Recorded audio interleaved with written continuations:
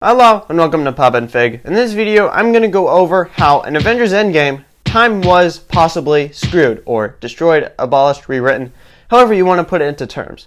Now, I already have a time travel video that I posted a while ago, but not only is that one pretty bad, and that's what I'll pretty much redo in my next video, but this video will go over a whole other topic, because in that video I talked about how it makes sense, how everything's safe, from one of my first videos explaining how time travel is next to impossible. That's what this one's going to relate to.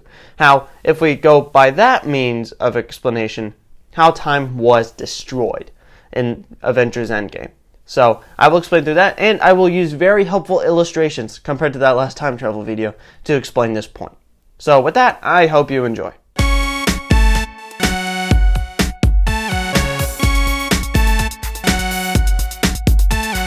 Okay, in this video, I'm going to mostly remain in this small corner right here to help explain my point because I have a lot of visuals. So, yeah, let's move on with how Avengers Endgame, how time was possibly screwed. Okay, so let me show you this. Here is the timeline. So, here's this long bar graph, you know, like a traditional timeline. I apologize if you can't see it that well since I put it along the brick seam or whatever. But I'm going to highlight 5 different points of time, all shown in Avengers Endgame. On the far left, we have 1970. And on the far right, we have 2023.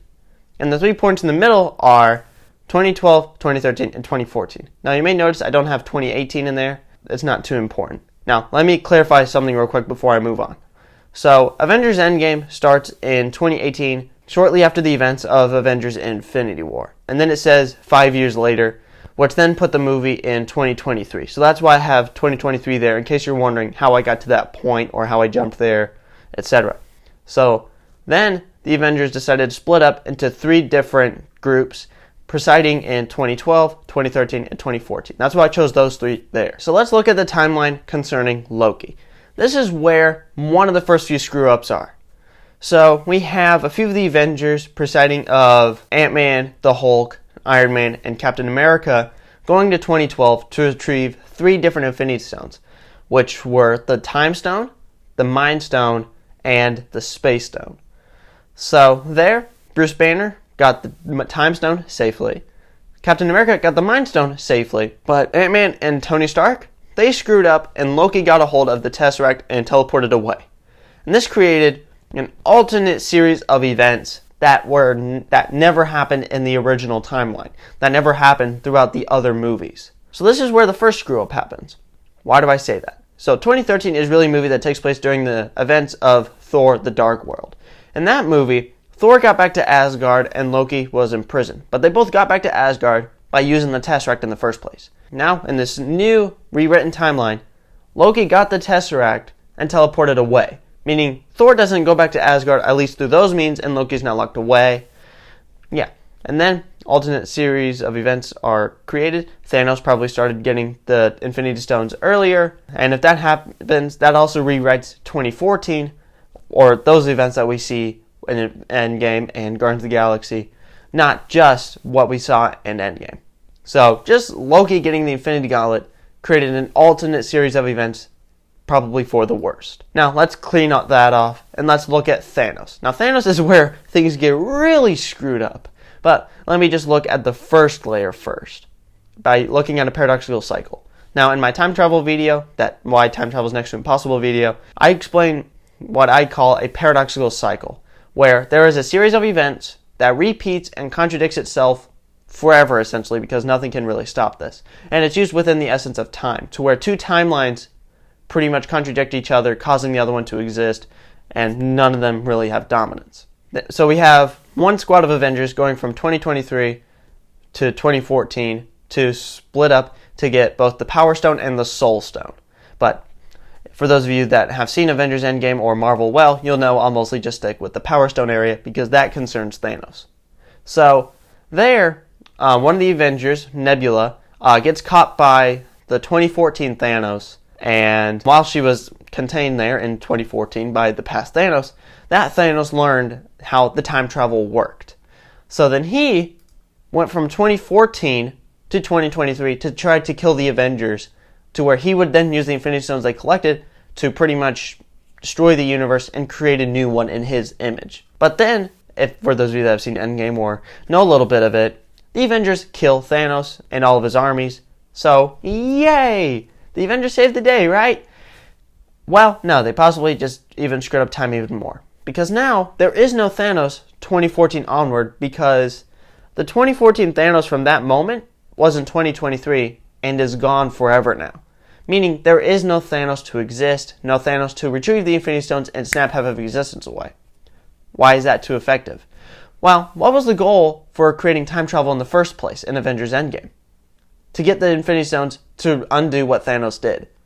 But in this new timeline, there is no Thanos to undo. There's no event that Thanos did because there was no Thanos. Meaning there is no time travel, which means there is no time traveling Thanos and a rewritten timeline. But then that's rewritten because now Thanos does exist and the Avengers time travel and Thanos goes to 2023 and dies. No Thanos to snap. Now, this might be confusing on this format. Let me move to this next slide and just reestablish it. So I'm going to move from this corner to this side up here because I'm going to require a lot of space.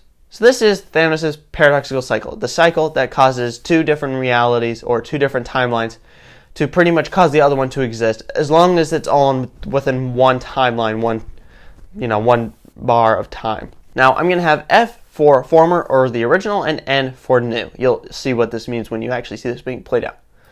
So here is 2014 F, the original 2014. Thanos exists. Pretty simple. He told Ronan the Accuser to fetch the Power Stone. He was sitting on his throne or whatever he was doing, not doing too much at the time. And then we fast forward 4 years and Thanos retrieves all the Infinity Stones by himself and he snaps half of existence away.